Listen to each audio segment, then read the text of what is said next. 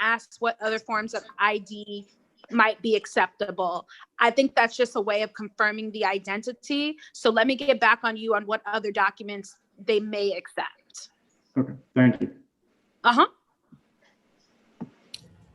I have a question. Yes.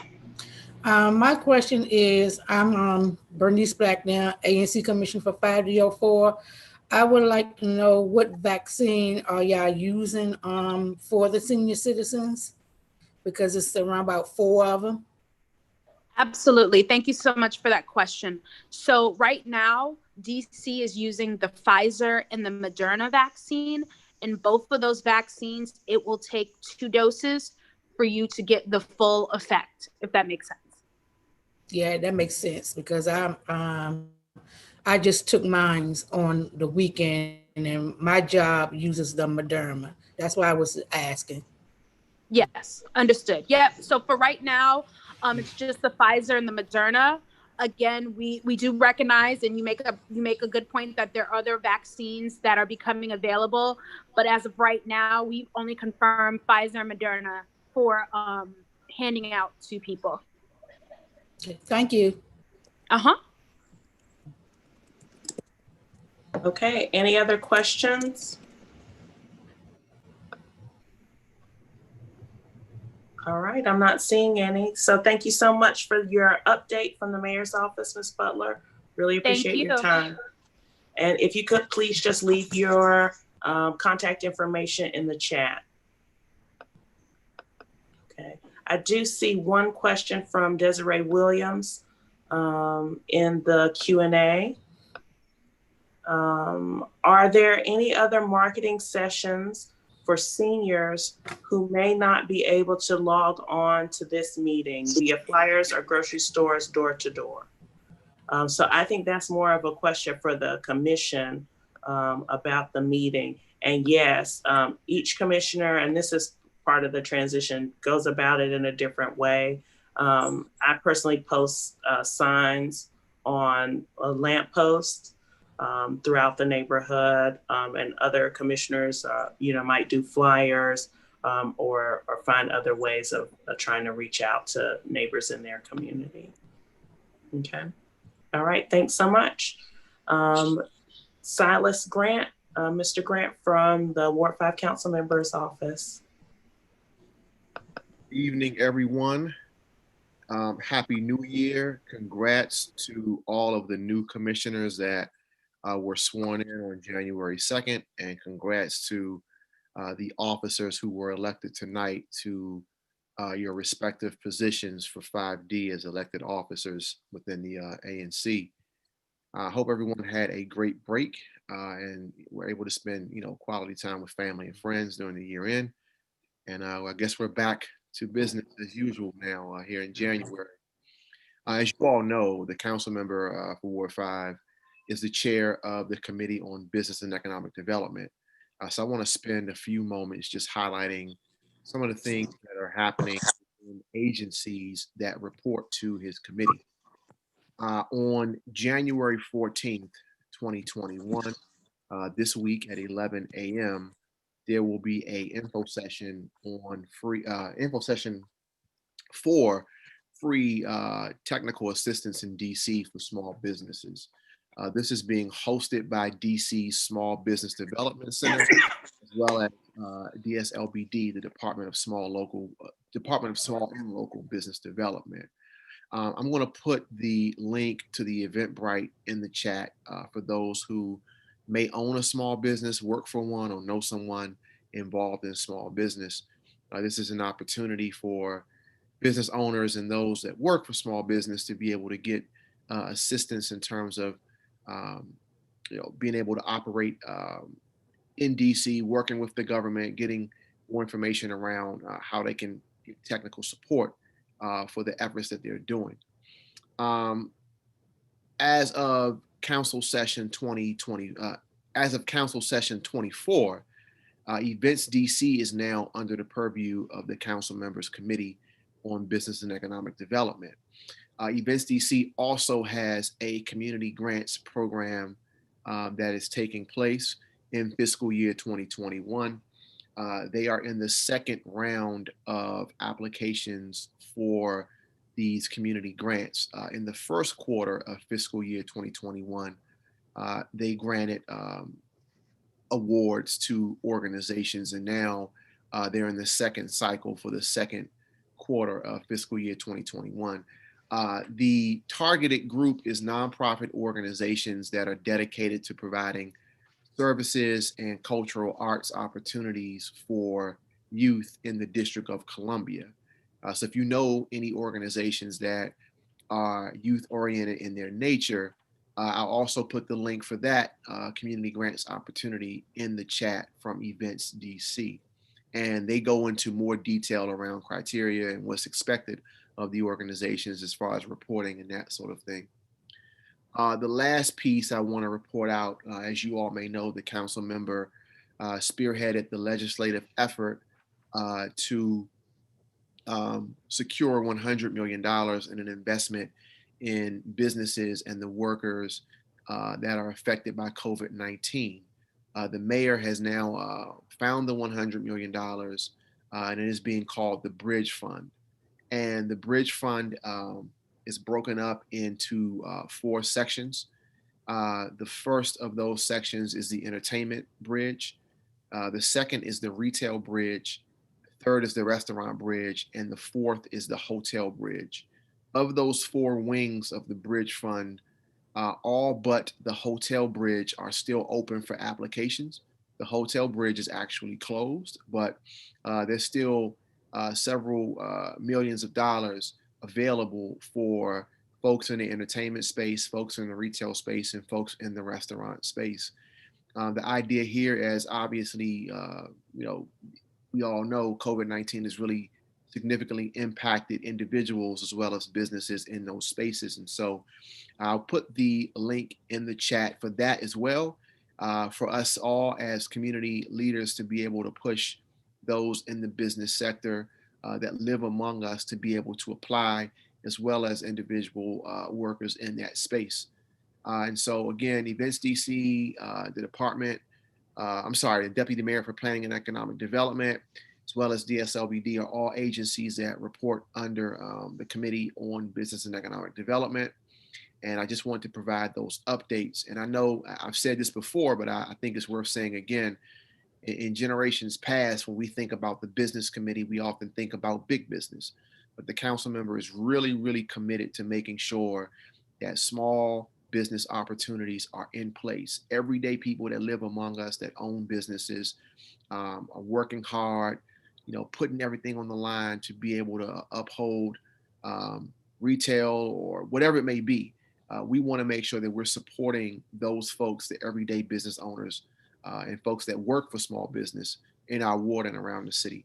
So with that, I'll take any questions.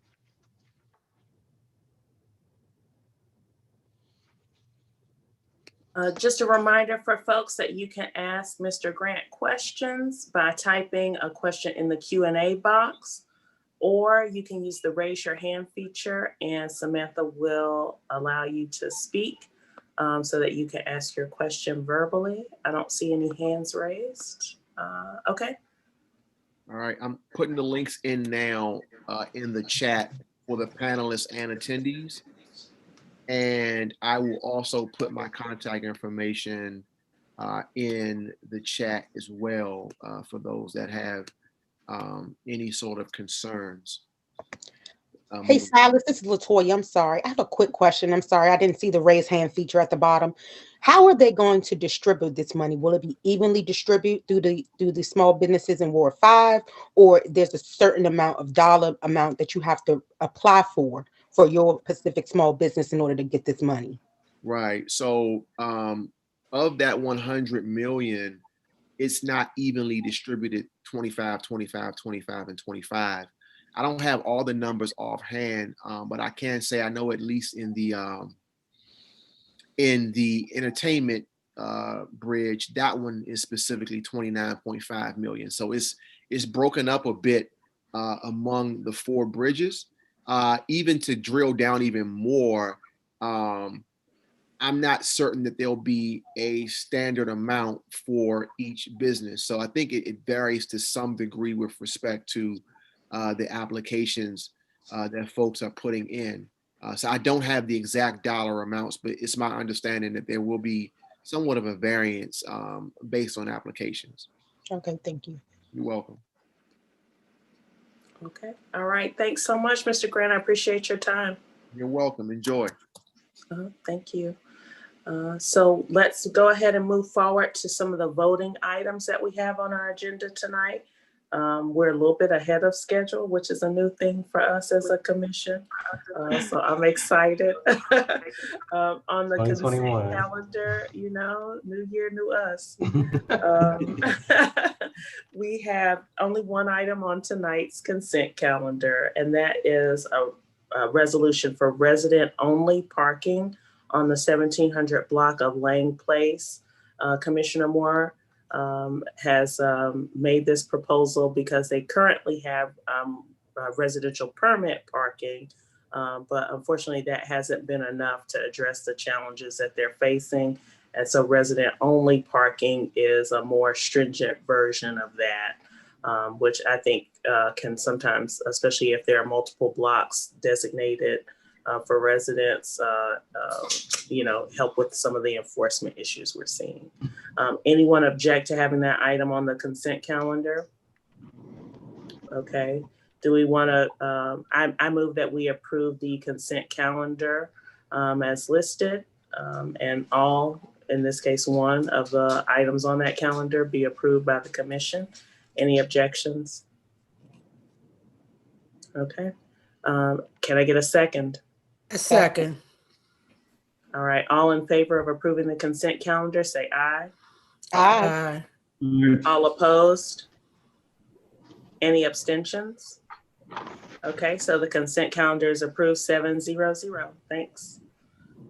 Additional voting actions for discussion.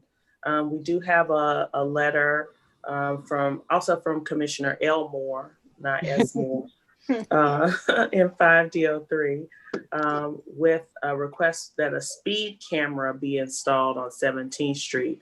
Commissioner Moore, do you want to talk about you know, what you're requesting?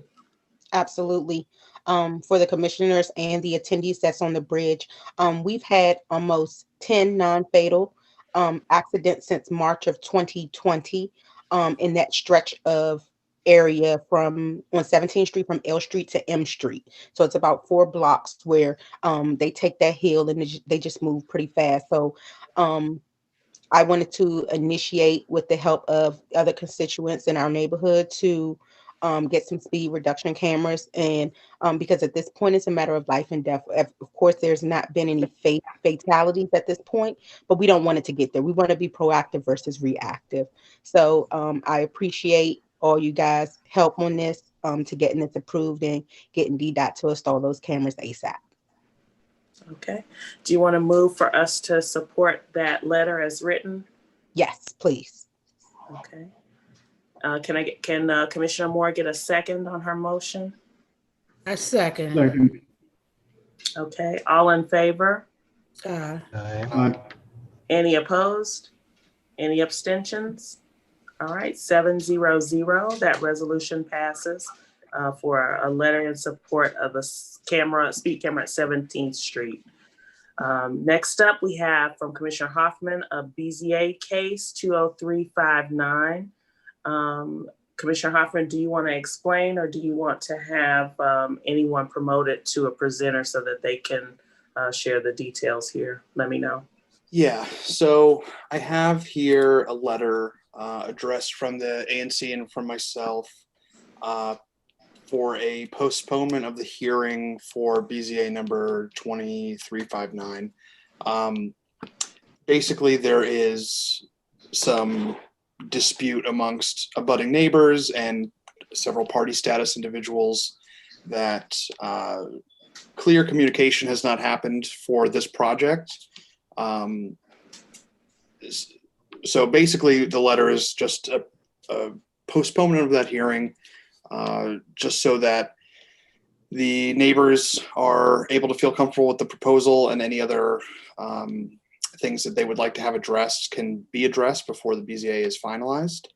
I have been in contact with the developer, the other commissioners here, and the neighbors about this project. There's been an overwhelming, from the neighbor perspective, to postpone the hearing at least for a few months to identify what needs to be addressed, what hasn't been addressed, to make sure that all communication has been very clear. And that's what I'm hoping to achieve by postponing the hearing date and allowing the community to feel more informed and move forward with the project that everyone understands and knows what's going to be going on. So that's what the letter says. Looks like we have Mr. Williams here to discuss the project, where they're at, what's been going on. Samantha, I see Mr. Williams' hand raised. If you could go ahead and promote him to a panelist. And while we are promoting Mr. Williams to a panelist, we do have a few questions that came in through the Q&A. And so I'll read those out so that the individual commissioners can respond and we can move back to this case. There's a request for resident-only parking on 18th Street. In order to submit a request for resident-only parking, you have to submit a petition on behalf of your neighbors. So someone who lives on that block would have to submit a petition. And I see that question from Ms. Williams, and I'll send you the link for that petition so that you can get that submitted. And then the ANC will sign off for resident permit parking, and that's the step before resident only parking. Allison Stamp asks, is there a way to make the speed camera have a reasonable fine instead of $100 to $200? Commissioner LaToya Moore, did you want to respond to that? I think as far as safety is concerned, there's no dollar amount on safety or life or death. Whatever I was going with, whatever DDOT would commence on the speed cameras. If you would like, if you have a certain dollar amount or you have a comment or a question that you can send me an email and we can further discuss it before DDOT installs. Okay, all right, and that email is what now? 5d03@anc.dc.gov. Okay, and I can put it in the chat box if you like. All right, thank you. And then I think we have Mr. Williams with us now. Mr. Williams, can you share with us? Yes. And I see another hand up for Sam Medvine. Is he also with you? Yes, Commissioner Moore. Sam is with the applicant and the resident as well of the property. Okay. All right. Samantha, if you could go ahead and promote him to a panelist as well. Mr. Williams, do you have anything to share with us on the screen? I do. I have a presentation that I'll be very brief. If I may share a PowerPoint. Okay, yes. Samantha, if you could go ahead and promote Mr. Williams again so he has co-host status and he can share his screen. Okay, give us just a moment here.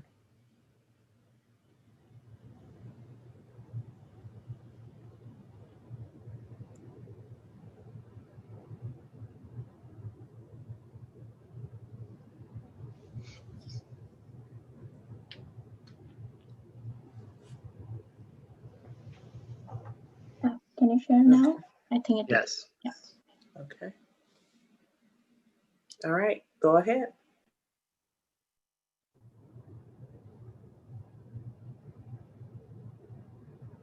Okay. So I'm going to be brief, but I am going to go over this project quickly because I know we have some new commissioners here, and we also have some of the neighbors, I believe, who are in attendance, and I want to make sure that everyone has a chance to understand what we are proposing. This is a project at 1301 West Virginia Ave Northeast. It's a current BZA case, currently on the BZA's agenda for later this month in January. It was a case that was filed last August. And just so everyone knows, my name is Zach Williams. I'm a land use attorney and I'm representing the applicant in this case.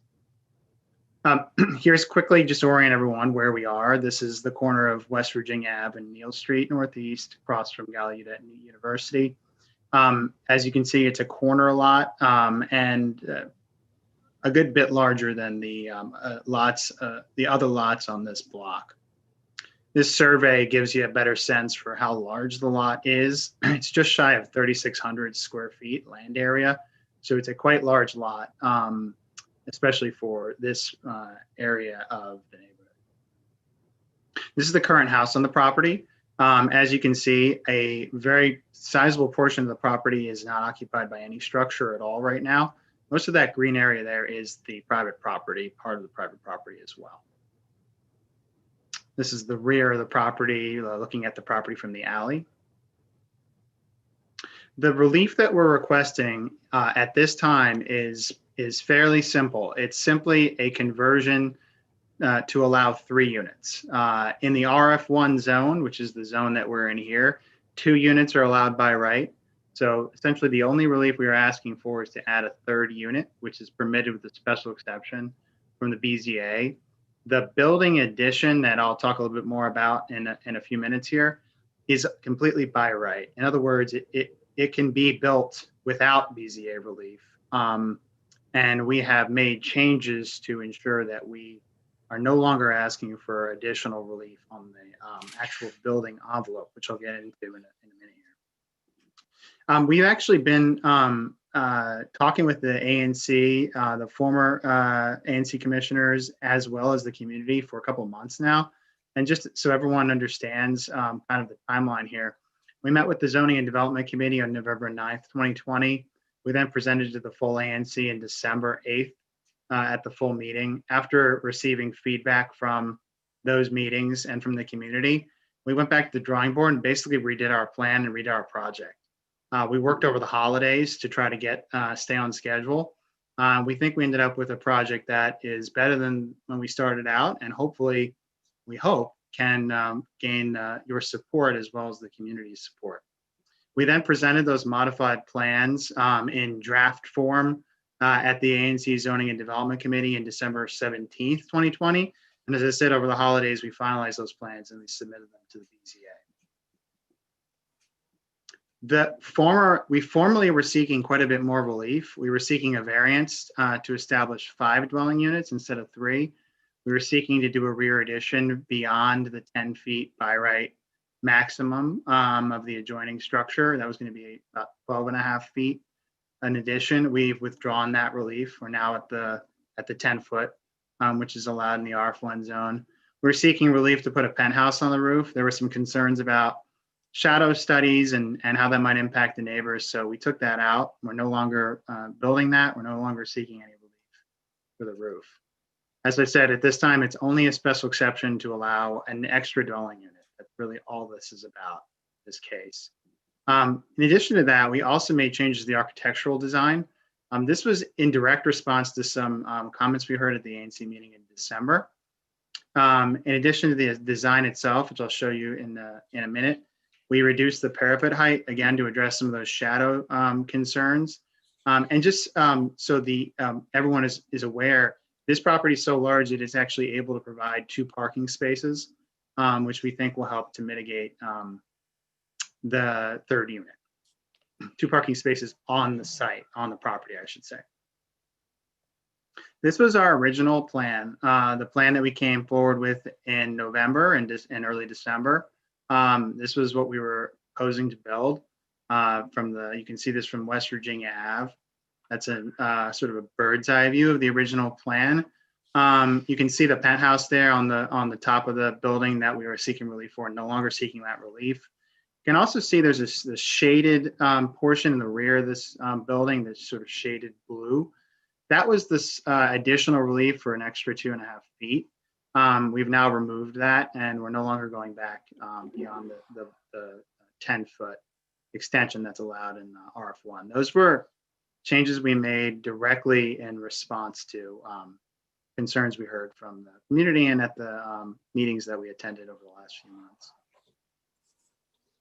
This is the new plan. If it looks familiar for anyone here, it might be because we modeled this off of the project that was recently approved at 1501 West Virginia Ave, another corner lot. And we were asked to take a look at that because folks, the ANC supported that project, and as did the community. Folks really seemed to like the way that blended into the neighborhood. So as you can see, we went back to the drawing board and essentially modeled these plans off of that project. And this is what we came up with, which as I'll show you in a minute, is reminiscent of the approval just 2 blocks away on 1501. That was gained the support of the community at ANC just about a year and a half ago. This is a sort of bird's eye view. As you can see, we no longer have a penthouse. Instead, the roof will be accessed by roof hatches, which don't require any additional relief. It's a little more complicated to build, but again, trying to respect some of the concerns that we heard. The applicant was willing to make this change, in response to some of that feedback we heard over the last few months. So just to orient everyone, some nearby projects that were recently approved. I mentioned 1501 West Virginia. This was approved in June 2019, and it's a 3-unit apartment conversion, very similar. And then, in fact, they were asking for a little bit more relief than we are. But you can see that we tried to sort of take the design elements that the community seemed to like on this one and incorporate them. So that we were, it's a corner lot. It's a very similar lot to what we have at 1301. We wanted to try to be in conformance with what was approved just a year and a half or so ago. Another similar project recently approved was 1151 Ode Street. This is actually on the same square as 1301, our project, on the opposite side of the square. This it was also a 3-unit apartment conversion to add a 3rd unit. Obviously, a little bit different architecture. This is a mid-block rather than a corner. This was approved in July 2018, again, for a 3-unit apartment conversion as well. That concludes my presentation. And I have the applicant and the current resident here, as well as Sam Medvine. And if I could just defer to him for a minute to talk a little bit about his outreach with the neighbors, because I think it's important to hear a little bit from the applicant on this, since there have been a number of filings made over the last few weeks. All right. You have just a few minutes here, and then we'll launch into some questions. So please go ahead. Great. Thank you guys so much. So as he stated, my name is Sam Medvine. I am an owner and the current resident here at 1301 West Virginia. I moved in over the summer, and then as everything was going through with our plans and revisions and feedback, have been in communication with the neighbors next door for several months, as Zach was stating earlier. I've been hand delivering those specifically to the owner of the property, Miss Lottie, who also has been a fantastic individual. I'm sure many of you know her or have interacted with her. She's an absolutely incredible person. And we've had great interactions through the entirety of living here, as well as interacting. I was kind of taken by surprise with recent communications that have been assisted through from Miss Lottie, as well as family, just because there's been nothing previously with the tone that's been kind of delivered. And every time that I've reached out, of which starting in November with those plans and having some, and Zach may need to correct me on timelines as far as ANC dockets of when we were originally planned to be on, and then when we did get notice of when with the pandemic and things shifting around a little bit. But then once that solidified of when that was occurring, immediately trying to, of course, get directly in contact with her over that. Immediately upon the communication with her and her daughter, Miss Benita, over some of the concerns, and her son, Leo, of the style and the architecture, we immediately went back to the drawing board, as Zach was showing you all, of getting back and making some substantial changes and revising of everything associated to that. There's been additional concerns about it, but I'm just in kind of awe over some of the tone that, as I said, where we've been nothing, in my personal opinion, as in correctly living right next to her and interacting on a almost daily basis. I would say a few times a week at least, but of course by safety and distance with masks and whatnot, with everything going on right now. But upon any change of what's going on, trying to reach out and unfortunately never getting anything but a home phone for Miss Benita, who's her daughter. So trying to continue that outreach, but Miss Benita doesn't unfortunately live next door. So I've been dealing with Miss Lottie saying that her daughters have been handling the situation. So Some of the filings that have been coming through, again, as I said, I'm just uncertain on where that the tone is coming from, because I feel as if we've been nothing but trying to be collaborative and working towards all of these things and making these adjustments, and just unfortunately not really getting anything back to be able to continue to try to work together type of thing. So that's kind of where I'm at, where Yeah, so Sam, sits. if I could just comment on what you've been saying, I wanted to listen to what you said. I guess it really doesn't matter what you think has been happening. You now have 2 abutting property owners filing for party status. Clearly the communication has not been, you know, as transparent and open as you would have preferred it to be, which I think we can all agree is the goal. And I think that's the reason why there's a postponement letter here today, just so that the neighbors can become aware of the project, which has been moving very quickly. And I applaud you, Mr. Williams, and you for, you know, being very open to the feedback of the community that's been brought to you. You reworked the plans multiple times. That's fantastic. And that, you know, credit where credit's due. However, the speed of the project and the voice of the community is saying they don't understand the project. They need some time to, you know, understand it, see what's going to happen. What does it entail?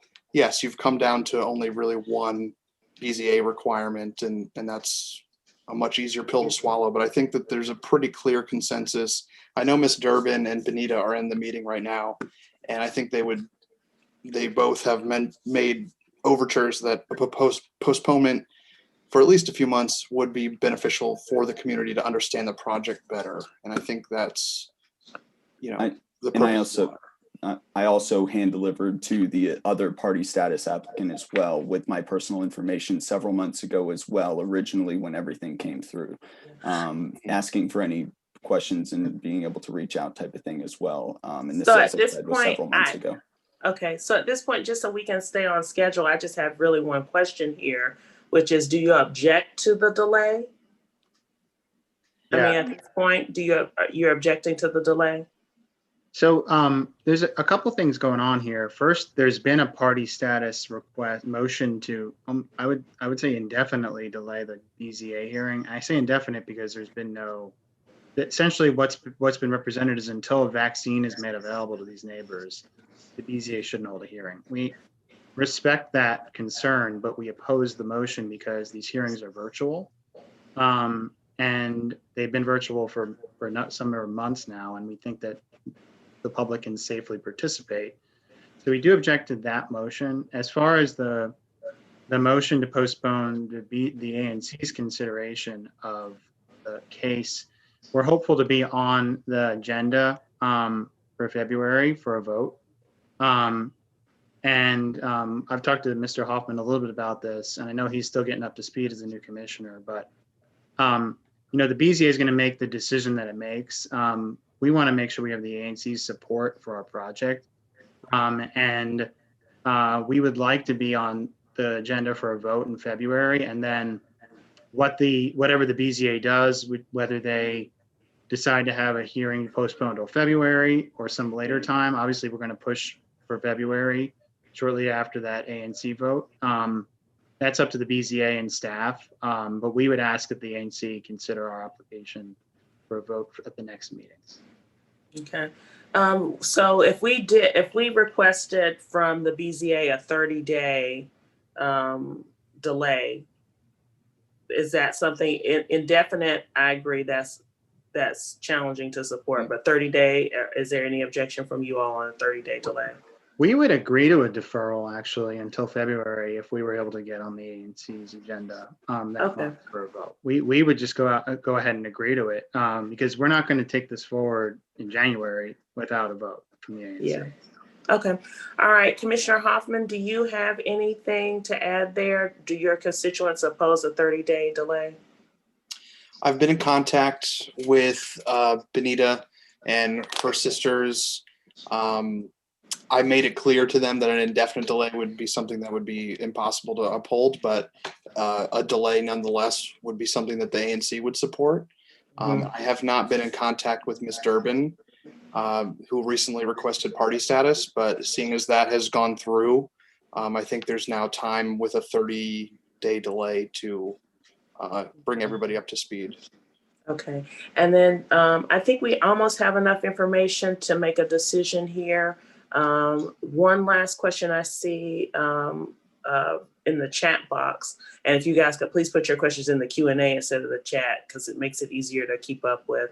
But if you could, Commissioner Hoffman, tell us what the concerns are, or are there still concerns with this design, or is it just the lack of awareness around what the status is?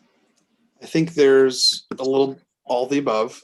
I think the immediately abutting neighbors are concerned about the size of the building, which is by right, but they do have, you know, recourses that they can take outside of the ANC that's not connected to what we do. And I'm just now learning about Miss Durbin requesting party status, and I'm unsure of what her concerns are for the building. But what I've heard from everyone, and even people who don't have party status, is that communication has been very shoddy. They're not very aware of what the project entails, how it will affect them through the construction process, and later on with the new building on that site. And I think everyone's just yearning to get more information, which I'm hopefully we can work together to make sure everybody does get all that information with a delay. Okay. Okay. So I just saw a comment here that the request was for a 90-day delay. I think we can, split the difference here and come to an agreement on a 45-day delay requested by the ANC. I think that gives us not only time to have an additional presentation in February, but to file the necessary reports. And then that gives some time, some additional time, more than enough, more than the 30 days for outreach to the neighbors to make sure that they understand the status of this project. I think which is, much closer to being in line with the development we see typically in this community. So Commissioner Hoffman, do you want to make that motion for a delay? And that's a delay with BZA and then an upcoming hearing with ANC 5D in February. Yes, I move to approve the letter that will include a 45-day delay request to the BZA and to have this on the February meeting coming up next month. All right, I second that motion. All in favor? Aye. Aye. Aye. Any opposed? Any abstentions? Abstain. I'm sorry. Oh, okay. Commissioner Cobb abstaining. So that passes 6-0-1. All right, thank you all so much. And then we'll move forward to the next agenda item, which is a letter from Commissioner Blacknell. If you want to discuss your letter on the illegal construction at Phelps. Okay, this letter is in reference to the illegal construction work that's on the back of Phelps. This construction.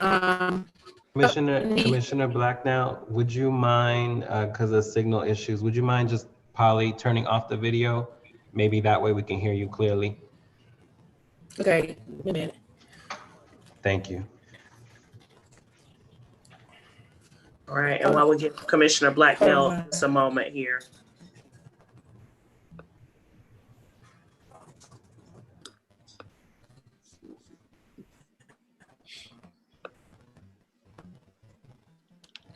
Okay, now can you hear me? Better.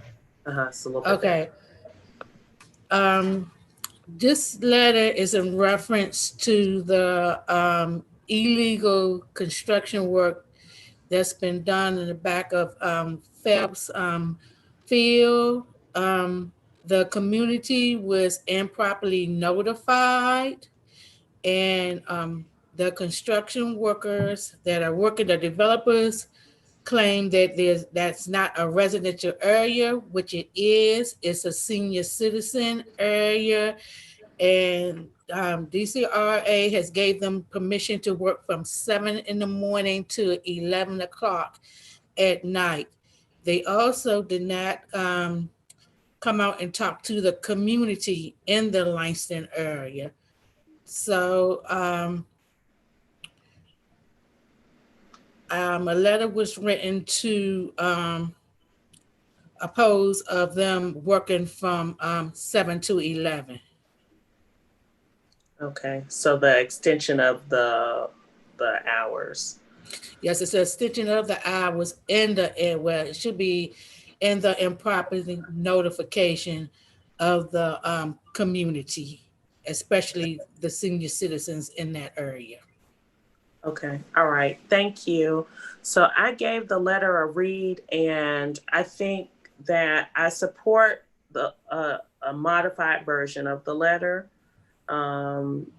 just because some of the things we've listed there are unrelated to the illegal construction issue. So I think if we're sending a letter that's focused on complaining about the improper notice to the ANC, I think that that's appropriate. And I think if we're requesting as a remedy that there be a reduction of those hours from 7 p.m. to 11 p.m., I think that that's appropriate because, you know, especially in this situation, we specifically asked during that meeting, are you requesting an extension, you know, of your work hours, you know, near a residential area? And the response was, no, we're not requesting anything. This is just for the purpose of notice. And then now to find out that, you know, that wasn't properly communicated to the commission. And our support wasn't really sought for that in a timely fashion. I do think that it makes sense for us to complain about that. Thank you, Commissioner Moore. So I would, I guess if you accept that, if you accept those changes and you don't mind, if you want to make or if anyone else has questions or comments as well too, I'm open to that. Any other discussion on it? So Commissioner Blacknell, if you want to make a motion to support an amended letter complaining about illegal construction at Phelps and the lack of notice. Yes, I, Commissioner Bernice Blacknell, 5D04, agreed to the modification of the letter dealing with the Phelps field. Okay, and you move to support that? Yes. Okay, can I get a? Yes, I put a motion for 5D commissioners to please support it. Okay, I second. Okay, so Commissioner Salcedo Guzman seconds. All in favor? Aye. Aye. Any opposed? Any abstentions? Okay, all right, the ayes have it. And that vote is 7-0-0. Okay, thank you so much, Commissioner Blacknell. Thank you, Commissioner Moore. Okay, all right. And I'm just gonna make a note here if you'll bear with me. Okay, next item on our agenda is an ABRA protest for Mudricks. And Commissioner Cobb is putting forth that motion. Commissioner Cobb, if you wanna explain to us what's going on there, I'd appreciate it. Sure. So Mudrick Supermarket on Bladensburg Road, their liquor license is up for renewal. And by protesting, it allows us to really just sit down with them at the table and talk about some issues that we've been having in the neighborhood. Anyone who lives around Mudricks will be familiar with the property, and it's pretty well known that the owner is not willing to work with the community and is not doesn't exactly follow the rules all the time. And this has been a long-standing issue that precedes even my time in Trinidad. And the owners had the same settlement agreement for 2009. So this is really just an opportunity for us to be able to sit down with the owner and see if we can come to some sort of resolution that works for everyone. Mm-hmm. And if you can describe some of the issues that are happening at Mudricks. Sure. There are issues, among the more common issues are the owner operates too late and opens too early. He has been known to sell to minors in the past. He allows people to hang out in the store who and other things like that. But really, it's just a matter of he doesn't follow the liquor laws, he doesn't follow the settlement agreement, and it really just impacts the community and everyone who lives around the store. Okay. Any questions or comments from the other commissioners, and any Q&A from the public? I do see that we have one question, and just so you're aware, we'll save that for the public comment period after we finish the voting items. But any questions on the Mudrick's ABRA protest? Okay. So this would be a motion from Commissioner Cobb, not only to protest the license for Mudrick, but for him to be our representative for ANC 5D in that protest. This is a little bit unusual because we are actually submitting this letter as a letter of support for a Party of 5 protest that was submitted yesterday, so that could meet the deadline for making a protest against their license. So we, the commission, are joining forces as a Party of 5 in order to make sure we meet that deadline and take some action to support the community. So Commissioner Cobb, can you go ahead and make your motion? Sure, I move that we adopt the resolution to protest Mudrick's liquor license. Okay. Can he get a second?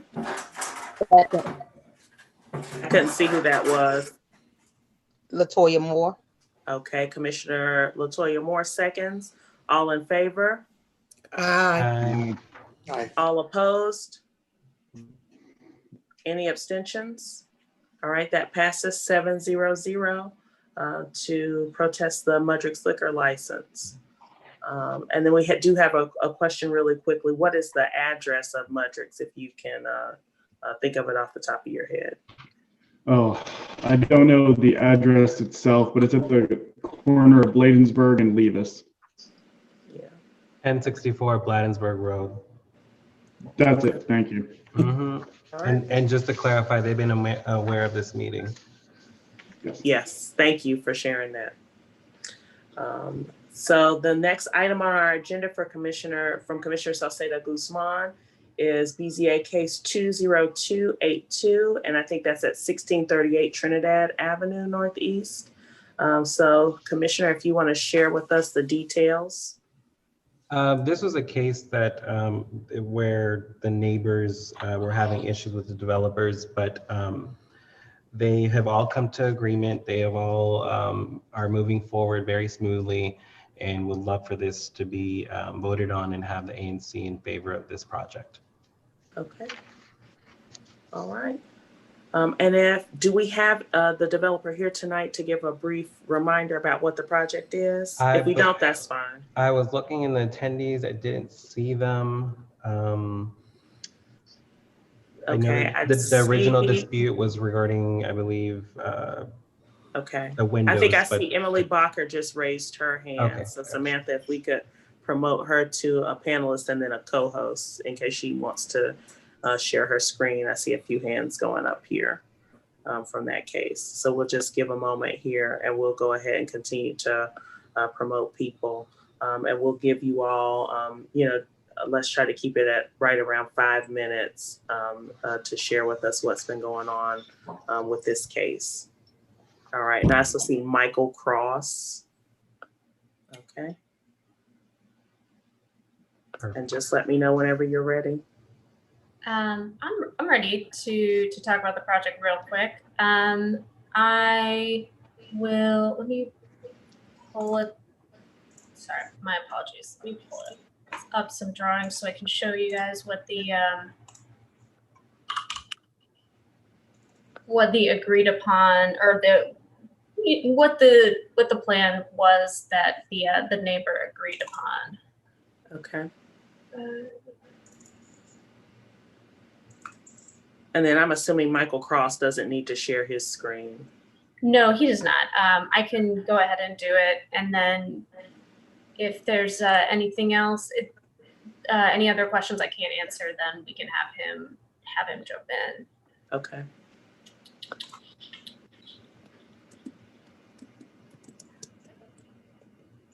Here we go. Okay. So this project is located at 1638 Trinidad Avenue.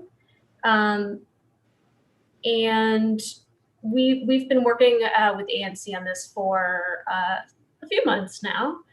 We're looking for a couple special exceptions, 3 specifically: conversion of an existing row house to a 3-unit condo building, removal of an existing architectural rooftop element, and reducing an existing conforming side yard.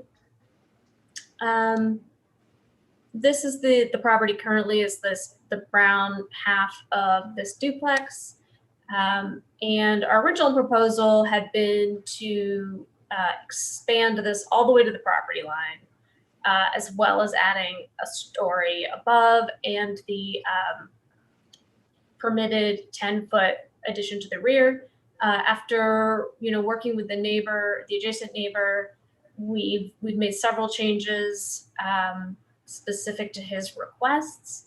We've taken the sidewall and pulled it off the property line 3 feet. So there's now a 3-foot setback from the property line. We've added along that property line a 6-foot fence to help maintain the neighbor's privacy. And we've also modified the window placement along this wall of the building to make sure that the windows were placed in such a way that it didn't overlook his yard and in a location that was inconvenient for him. So we have the window location here. There's fence. We also extended this parapet wall to be as tall as it's legally allowed to be, again, for privacy reasons. And we relocated some mechanical units that we originally had on the property line. They've been moved to kind of the center of the property to keep them away from the adjacent property lines. And then, so in working with the adjacent neighbor, we have approval from him. We have that letter uploaded to the BZA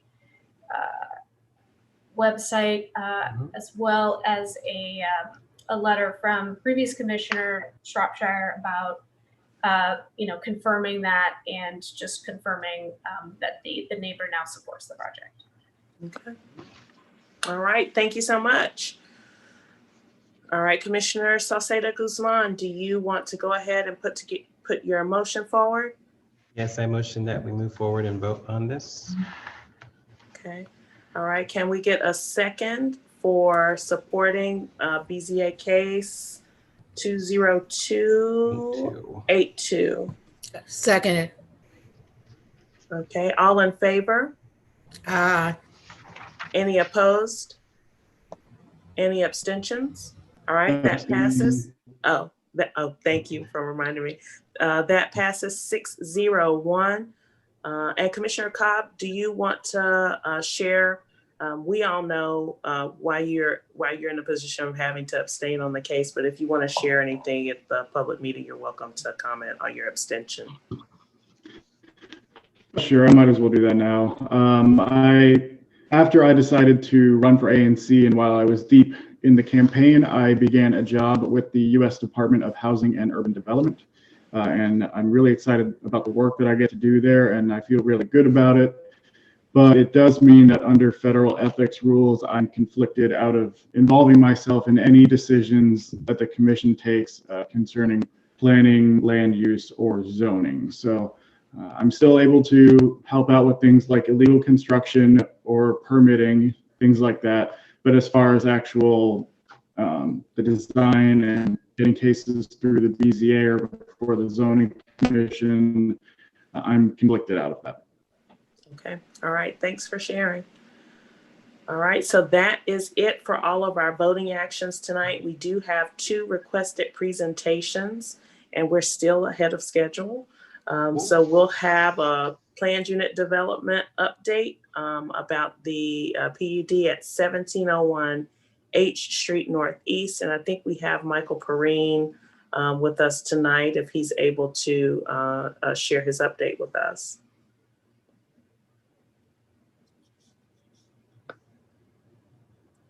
All right. If you are talking, we cannot hear you. And if you are with Mr. Perrine and need to present, can you please raise your hand so that we can promote you to a panelist as well?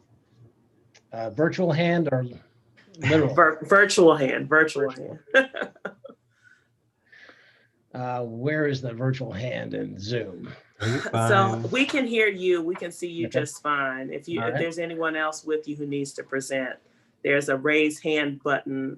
Either it depends on which version of Zoom you're looking at, but where all of your chat box and other functions, mute, unmute, stop video. Mm-hmm. Mm-hmm. Okay. Yeah, my version doesn't have it, but that's okay. Okay. Well, we can see you. Thank you so much. So we would like to give you an update on where we are. We are in for building permits for this 10-story mixed-use building with approximately 181 units and 6,000 to 7,000 square feet of retail. And in going through our final plan review, we noticed a couple of things with respect to the balconies on the building, in particular on the east facade of the building. So 17th Street is over here to the west, and Benning Road is to the south. But on the east of the building, we immediately recognized that since the building is constructed at an angle, that the balconies on the north and the south side really look directly into opposing units, and they're approximately 10 feet away. So we have filed, and you have a copy of it, I believe, for a modification of consequence with the Zoning Commission to remove these balconies that exist on floors 3 through 6. And since we're doing them at the corners, we felt it would not be pleasant aesthetically to have balconies here in the middle of the building exist when these 4 on either side are being removed for privacy concerns.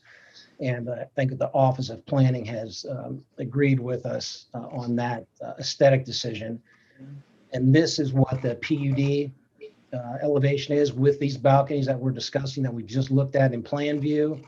And this is an elevation of the building with those balconies removed. So there would be approximately a net loss of 11 balconies, 16 would be removed off the face. And then we're adding 5 balconies on the north elevation of the building here. So we're adding 5 inset balconies. So there's a net loss of 11, and overall there will still be 49% of all the units in the building will have a balcony, which I think meets, and I think planning agrees, meets with the intent of the Zoning Commission order in this case. Okay. All right. And any additional proposed modifications? Yes, if there's no questions on that, we also have about to file for a modification respecting the addition of a partial floor to the building. So what you're looking at now is the plan view of the typical floor, 2 through 6. And we are proposing to add here a partial floor to the 7th level, which will then become a 7th partial level to the building. And you can see it in elevation here, the PUD elevation, 6 stories. And then if we add right here, a partial level to the lower wing of the building, this frankly came up in response to some, as an idea after we presented to ANC our public space committee application, where we were asked, well, couldn't we provide more than 8% of the floor area in the project for IZ units?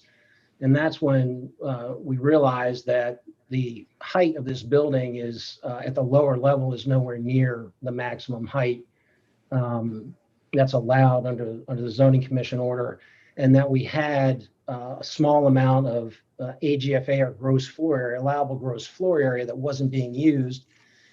And so we determined that if we in fact added 10 units here, that we could have 40% of those additional units be devoted to inclusionary zoning units.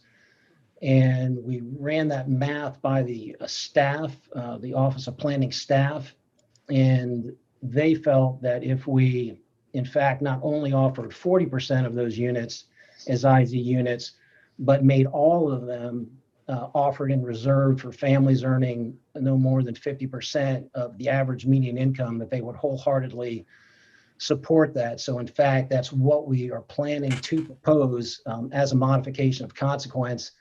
And you can see that, or what we would do here by adding an additional 4 units, we would go from 54% of all the units being at 50% AMI to 64% of all the units being provided at 50% AMI levels. And the PUD requirement of 8% of floor area would go to 10.58% of total floor area for IZ units. And we would go to a total of 17 IZ units versus 13 IZ units. And we would have 2 of those 4 would be 2-bedroom units, even though when we add the actual units, only one of these units is a 2-bedroom unit. So we would go ahead and make essentially, 50% of the additional units provided would be 2-bedroom units. So we really tried to move the goalpost as far as we could on providing additional IZ unit floor area with this proposal. Well, first of all, I'm the SMD commissioner that represents 1701H, and just a little background for folks. This was originally passed prior to my first term in office. And so we, have been working through this project for a while. I talked to Mr. Perrine about some of the adjustments that I wanted to see in terms of providing additional affordable housing and the larger units. So I really appreciate you taking that feedback to heart, and adding to this project in a way that really respects the concerns that the community originally shared about this project in terms of managing the height, but still finding a way to add that additional square footage of family-sized units at an affordable price, especially hitting that 50% AMI target rather than the 80, I think is a major change that I support. Do we have any questions or comments from the other commissioners or from the public?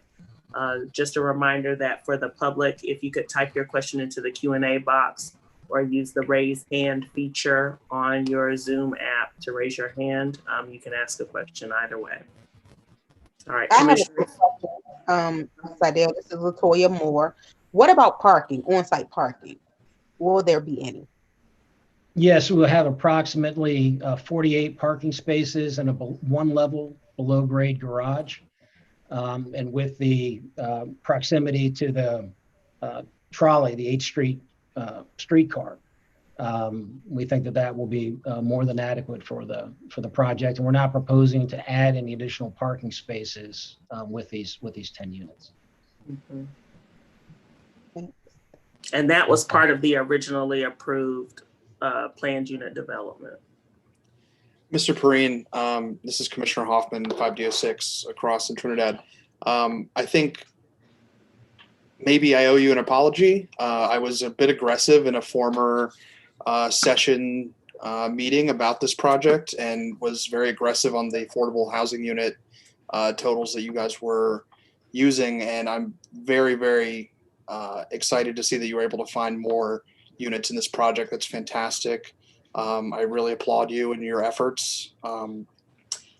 That's exactly what we want to see from developers, not only in our ANC, but every ANC across the district. That's a fantastic thing that you were able to do. It's going to make a big impact in the community. And I second everything that Commissioner Moore said about finding and identifying things that are helping the community. And thank you very much for being able to make that happen.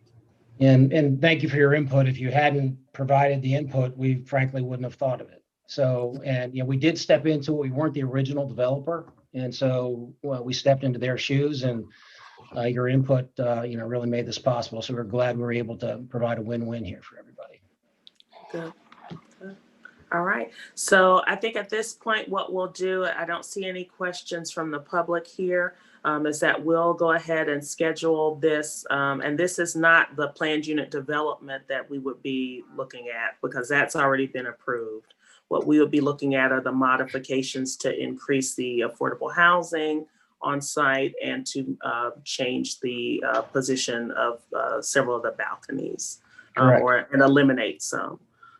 So we'll take a look at that for a final vote, pending any additional feedback we get from the community at our February meeting. And we'll more than likely make a decision then. Okay. Okay. Thank you so much, Mr. Perrine. Much appreciated. Thank you, everybody. Thank you. The next item we have on our agenda is BZA case 20378 for a requested presentation. I don't know if we have anyone representing that project online right now. If so, and you could please raise your hand. Okay, I do see Jade Alade with that hand raised. Samantha, if you could please promote Jade Alade.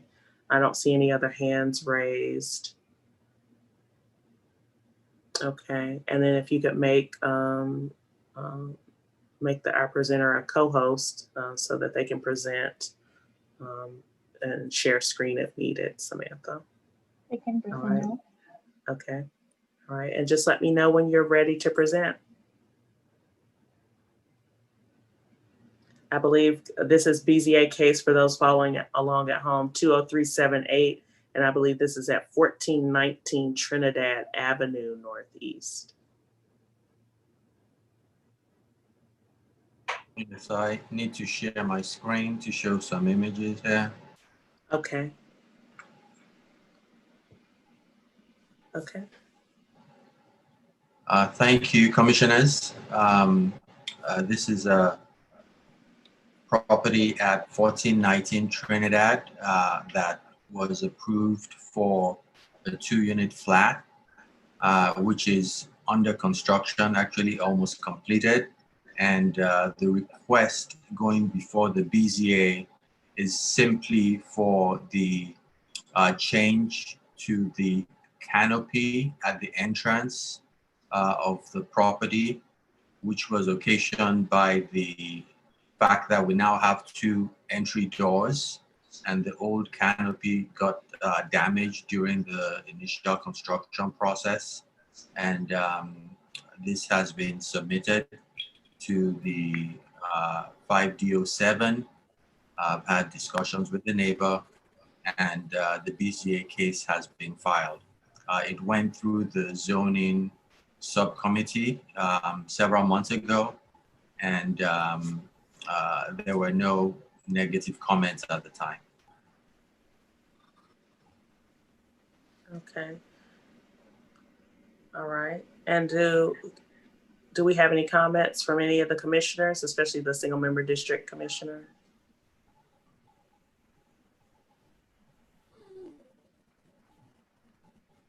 No, no questions. If you're a member of the public and you have a question, you can type your question in the Q&A box, or you can use the raise hand feature. I'm not seeing any questions at all. Okay, and then if you could just share with us, I'll go ahead and ask what kind of relief you're seeking on this project. Is it just to replace that canopy? So there was an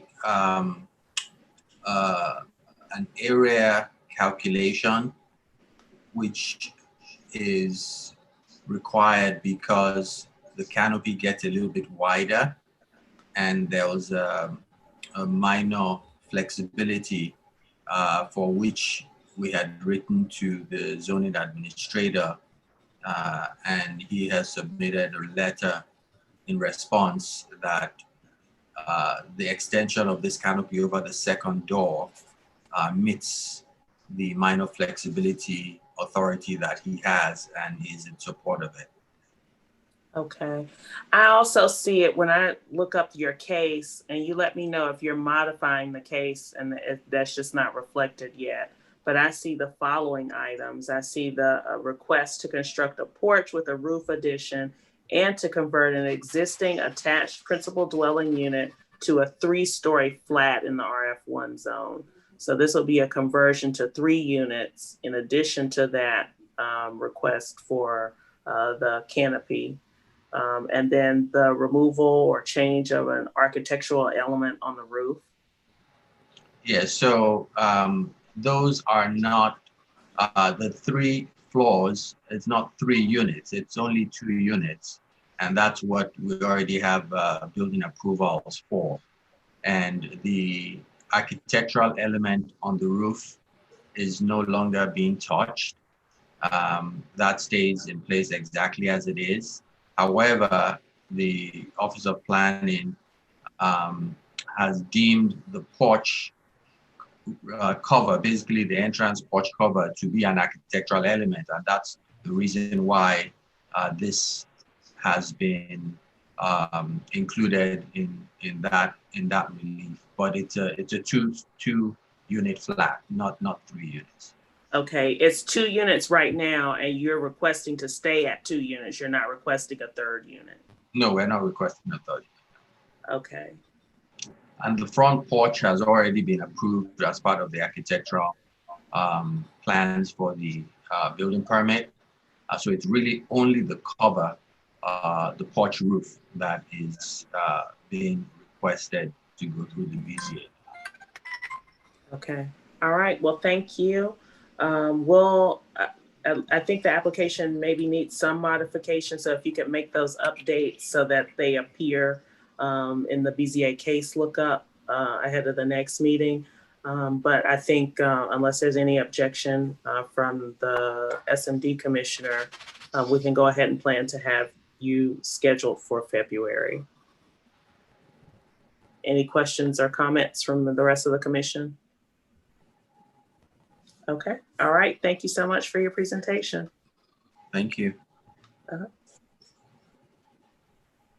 Okay, so let's go ahead and move forward to the next item on our agenda, which is community feedback, comments, and questions.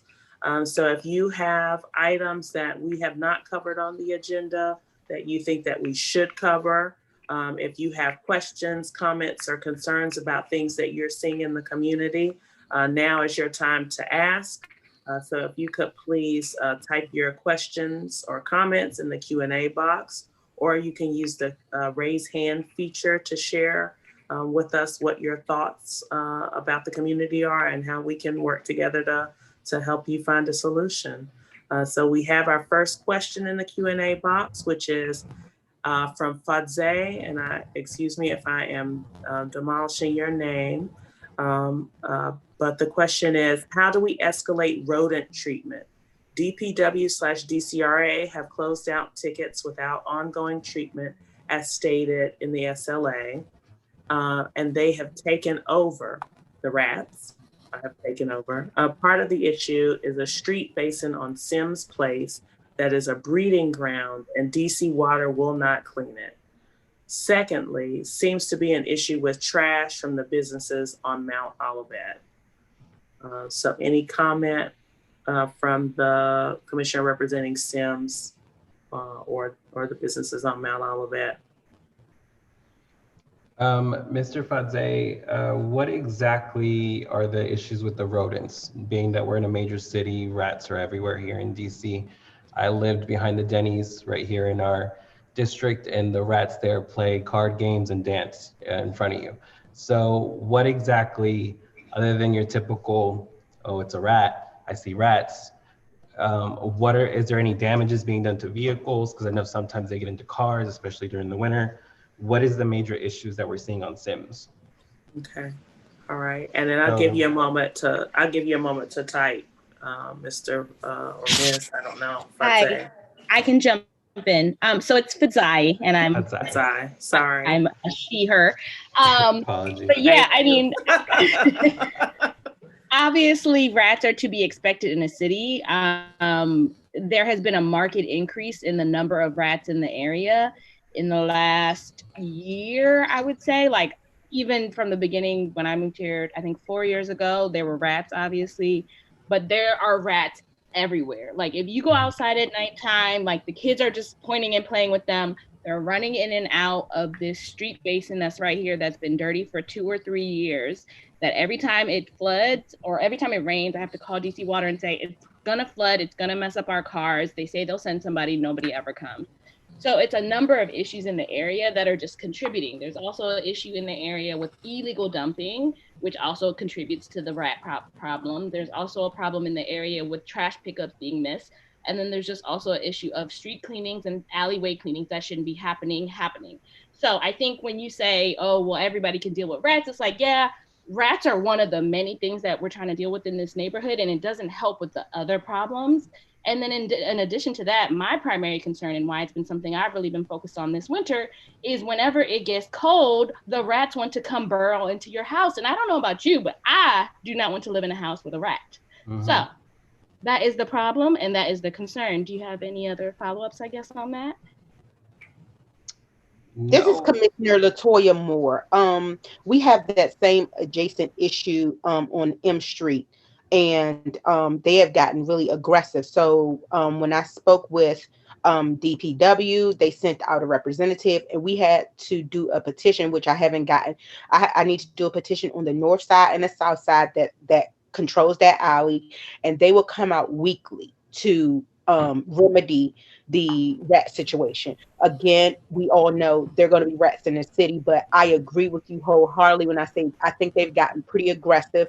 I can't even walk my dog at night once it gets dark. So, and we had the issue because of the construction here. So they told me I need to do a petition.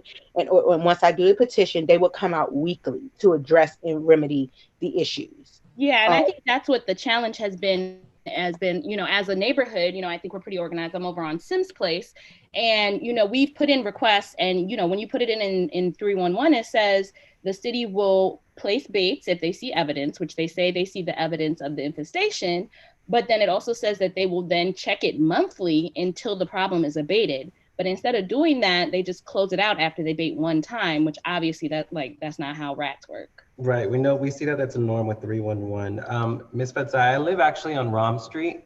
Great, we're such close neighbors. Yes, so we can meet and talk, and I would love to take pictures so we can work on this issue, because if it's an issue that you've been bringing up to the attention for years, it should be handled. So let's work together, and I believe Ms. Butler is still on the Zoom, and she's also sharing her contact information to help on this issue. Okay, perfect, thank you. Where do I see that? On the chat. And I'll drop my phone number so you can reach out to me personally. Yeah. And just a comment for the commission overall, 5D has had ongoing challenges with rats and trash and not getting the service that we deserve from DPW. Mm-hmm. And so one of my primary areas of focus is really the fact of getting DPW to consistently follow up on the trash and the rat issues. And so there already been some conversations with the mayor's office and with some of the higher ups at DPW about the fact that these tickets are just being closed without the work having been completed. And that's just totally unacceptable. So we're gonna continue to elevate those issues. Anything that you can do the one major thing you can do to help us is file a 311 complaint and then let us know what the service request number is, so that we can make sure that we're clear with them that people are doing their part by filing the 311 complaint. Now you all need to do your part by following up on the 311 complaint. And so that's been something where we've tried to be very clear with them. So thanks for that. Next question we have in the Q&A from Matal Lyons Warren. There's a lot of trash in some alleyways. Is there a way for the commission to send requests to 311 to help uplift the ones residents are already sending? And just, to answer that briefly, the answer to that question is yes.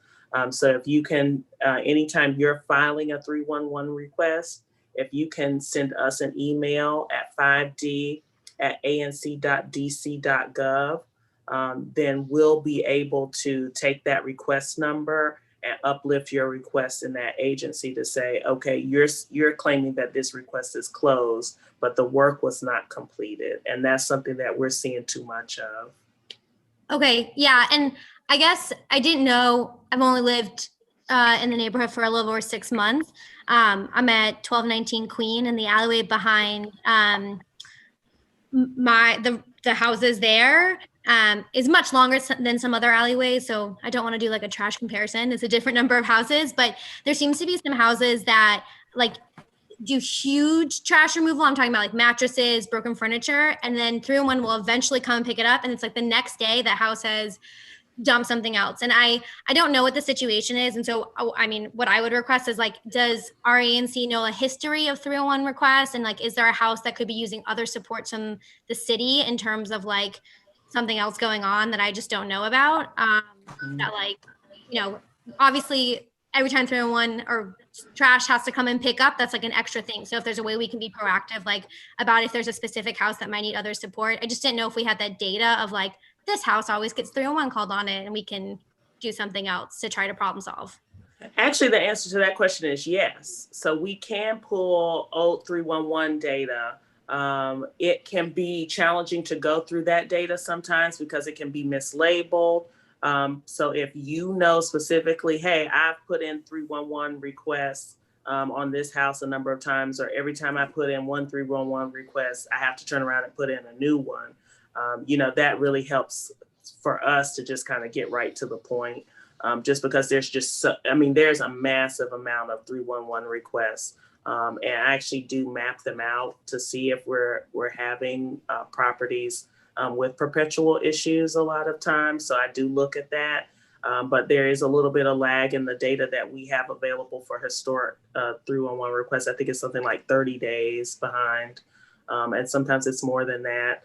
So if you're seeing something like that, please, you know, bring it to our attention. And just to follow up on that, I know Trinidad's seeing a lot of issues with this specifically, as mentioned. If you happen to be in 5D02, feel free to, if you've already submitted your 311 request, feel free to send me a photo and the reference numbers so we can follow up and we can hold each other accountable on that end. Yeah, Mital, hi. I think you're actually in my SMD, so, but Queen Street is both Salvador and I share that street. So if you could follow up with both of us, that would be great. Just 2 more points. With big things like mattresses, that really is a matter of bulk collection, which is something that neighbors have to schedule with DPW. And so the reason why big things like a mattress might sit in the alley is that they just haven't scheduled an appointment, either because they don't know to, or they just don't want to, or just aren't able to for some reason. And also, one thing that's really helpful with 311 requests, if you file them, submit them like over Twitter or on the 311 website, you can include pictures to show what things are like before. And that way, if they close the ticket but didn't do anything, you can then take an after picture to show that 311's or whatever department is responsible still has not done anything. Okay, yeah, Stephen, you're my commissioner. I don't know if the alleyway gets split. So if you guys could put the correct email address in the chat for me to send it to, I will do that this week. Thank you. All right, thank you. And I think we had another question in the Q&A from Martha Barksdale, 1915 H Street Northeast, and I definitely know this issue. Why do the neighbors have to put up with blocked alley, closed streets, sometimes commercial trucks, private cars, and dirty cars? Also parking taken up on 20th and 21st Street residents. So I actually filed several complaints about this property and went out with DCRA on the 6th because they have had multiple complaints about blocking the alley on both sides, not, only moving barely to let residents in and out. I think the number one challenge has been catching them in the act. So I will call, they'll send somebody out from DCRA. By the time the person gets out from DCRA to clock the violation, they move. And so I would ask for your help the next time you're seeing them block that alleyway.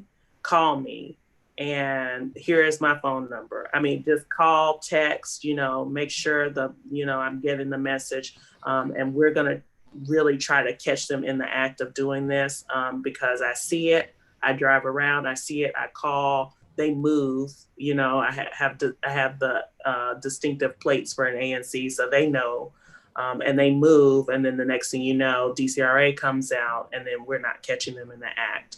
So my number is 202-681-6159. So please give me a call at that number, and I will also type it in the chat so that you have access to that as well.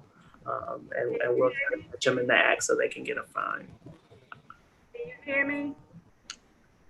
Yes, I can hear you. And yes, putting up a camera would be a good idea. Okay. Let me just go on and talk. DCRA says that's a DOT problem. Mm-hmm. I told DOT 4 times. I called because they came and told them to move the cones from out of the alley, and that was it. And they didn't put to take up parking spaces. And they have had a permit 1 time for the parking. Right. And then the one time they did have the permit up, they didn't put it up with enough notice.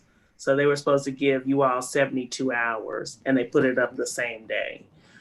So they did get caught on the improper notice on the permit on the front.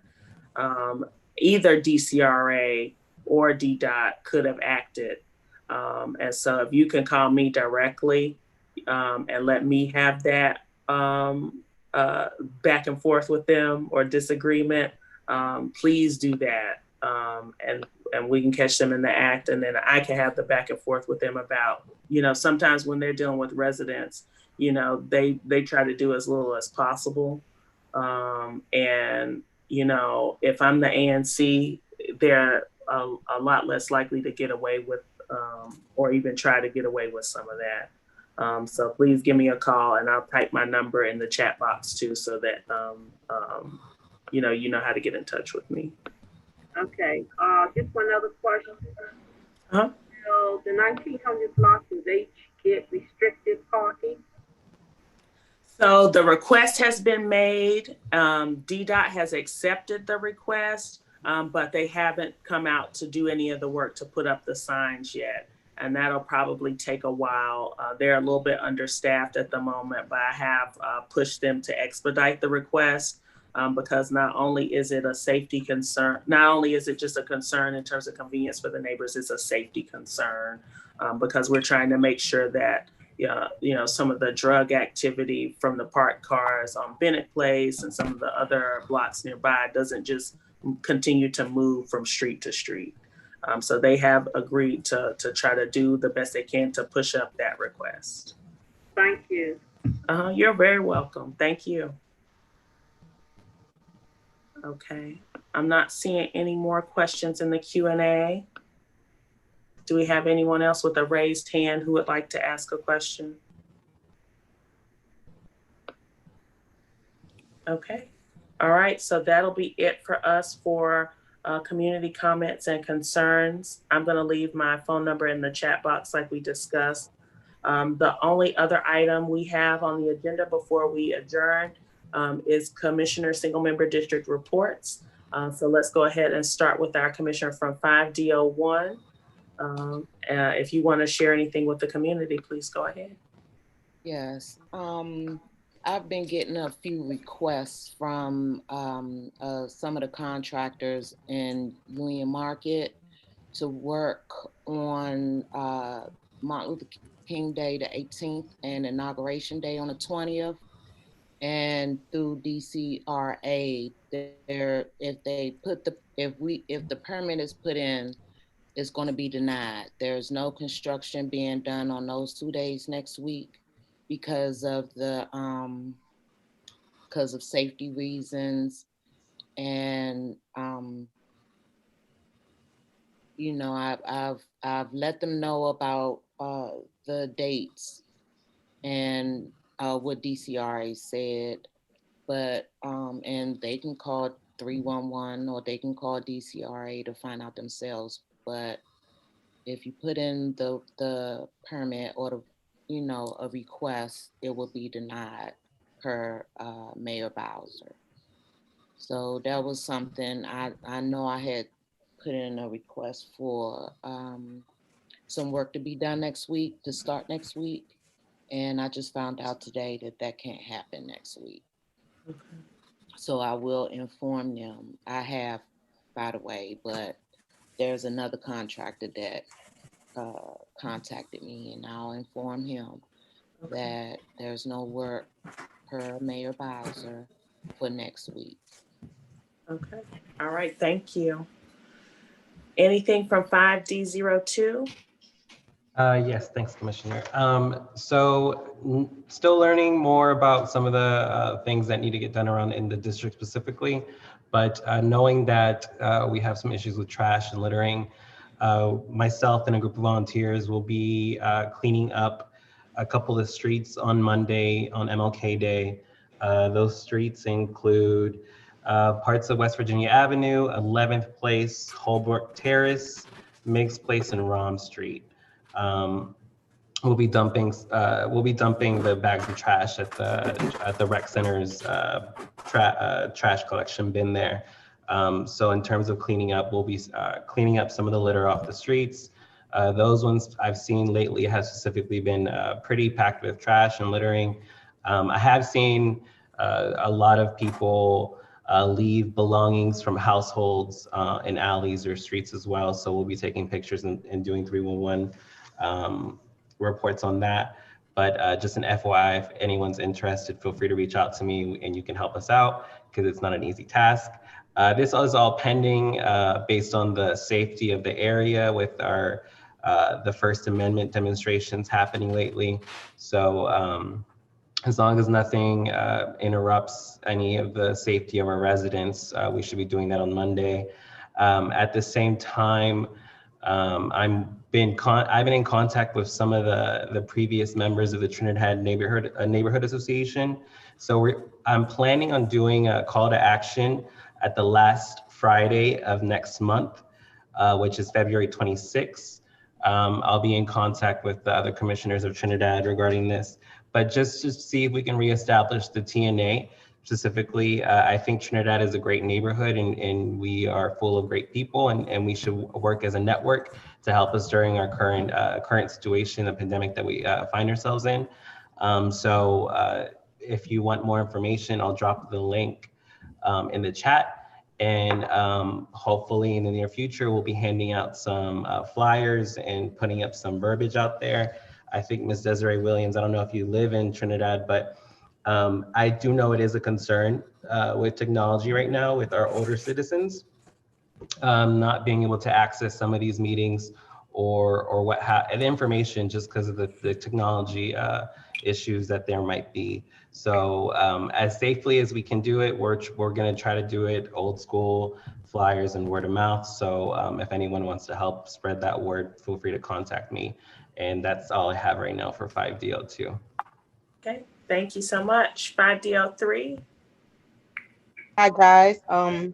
Just note that I'm starting a newsletter for my single member district because, as Salvador said, I have a lot of senior residents and constituents in my neighborhoods. They have a hard time engaging in media, social media platforms, those sort of things. So yes, I will have to go old school as well and just the paper. And of course, that'll be my initial effort to do paper, but I want to get something where I've been trying to get focus groups and things together to just try to get the distribute the information out in a better way. So if you guys know of a better way that I can get my information out to my constituents outside of a newsletter, because I can't knock on doors every single month. So I'm just trying to find a better way to get the information out to my constituents. I usually post on Nextdoor app. I know a lot of my older and senior citizens and constituents don't have that platform or just don't even know how to use it. So that's been a challenge. But any initiatives you could possibly help me on, please send them my way. That's it. All right. Thank you so much. All right. And 5D04. No, I don't have anything. And Commissioner Blackman, I think we're having a hard time hearing you. If you want to maybe turn off the video and try with just audio only. Okay. No, I don't have anything. Okay, nothing to share? Okay. Okay, thank you. So I am the commissioner for 5D05, and just a few things to share. You will begin to see notices going up about the monthly meetings, and those will be on lamp posts. And like Commissioner LaToya Moore shared, you know, we're gonna definitely try to find some ways, even given COVID, to reach out to the neighbors that are, you know, not online, to make sure that they can continue to participate in these meetings. You know, just for everyone's awareness, you can call in to the meetings. And so that's one of the things that we're really gonna be trying to advertise with people, and trying to find ways to advertise that with people so that, you know, everyone knows that they can still participate.